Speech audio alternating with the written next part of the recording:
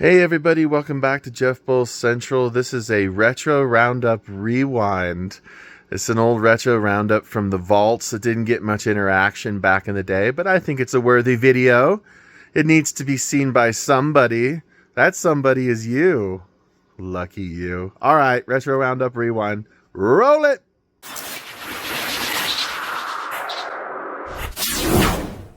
Hey everybody, welcome back to Jeff Bulls Central. Doing another retro roundup gaming segment for you today.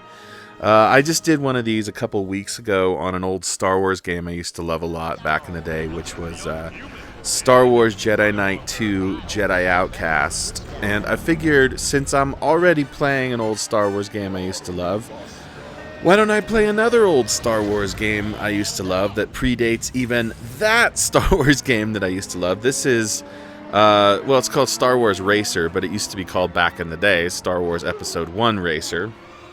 And the difference is that it's the same game, so there's no difference. This game was kind of a special game for me. It came out the exact same week, if not the same day. I actually can't remember. I should have Googled this before I looked, but in my memory, it was the same day that Episode 1 came out. Episode 1, The Phantom Menace. Love it or hate it, that was like the rebirth of Star Wars. Because if you're like me, if you're like a millennial, an older millennial like me, you were born after the original movies were made. So these were kind of like your movies. I was 14 when Episode 1 came out, when this game came out. And again, like or hate Episode 1 as a movie, right?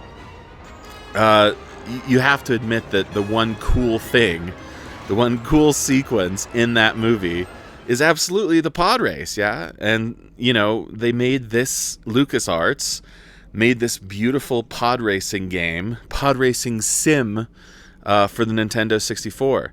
I had a Nintendo 64, and maybe you had a Nintendo 64. There weren't a whole lot of games for the N64. There's not a whole lot of great games for the N64. Which is kind of a problem with Nintendo hardware throughout the ages.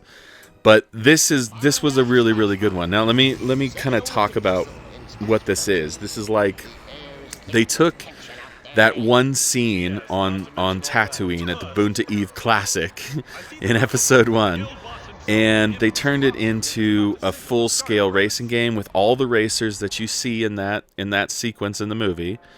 And a bunch of new tracks, not just the Tatooine track. And it's really, really fun. Like, it's really, really fast. Like, you know, it's a 25-year-old game, so cut it some slack. But it's really, really fast. I'm actually playing this on the Xbox Series X. So talk about, like, using a really high-powered modern gaming console to play something that even the Nintendo 64 could play. But it really does achieve that feeling of speed that you're looking for. I mean, like, these pods, like Anakin's pod here, it goes upwards of 500 miles an hour, right? So you need to see these tracks blowing past, and you need to feel like you have control. Now, on the Xbox, it feels and controls better than I remember it playing on the Nintendo 64. But there's so much cool stuff in this game that you maybe don't remember or maybe don't expect, like the ability to actually upgrade your pod, any of the pods, in a tournament mode with the money that you earn from the previous race. And you can make your pod a little bit better. There's a couple different modes, though. Again, the tournament mode's kind of where it was at. It's not a terribly long game, and it was the kind of game. Look, back in 1999, I was 14 years old. I didn't have many friends. I had one friend. My mom and my dad had gotten divorced a few years prior, and my mom moved us into a little apartment, just me and her. And the one good friend that I did have at that time, I still have to this day. He's still a really good buddy of mine. We still play video games over Xbox Live, even though we live clear across the country from each other. I don't know that he's aware that this is on Xbox, because we still play Xbox games to this day. But, gosh, I mean, you know, this was one of those games that was like a friend to me. Long story short, this was one of those games that, even though it's not lengthy and it's not particularly deep, although it's deeper than I remember, like the boosting mechanic and the fact that you got to repair your pod if you do some damage to it, just like he does in the movie, just like Anakin does in the movie. And the fact that you have to like use air brakes and stuff, it is a little bit complicated. Here's the upgrading thing, and you get like characters from episode 1 wandering in. Here's Jar Jar, of course, because he's everywhere. He's always got to be there.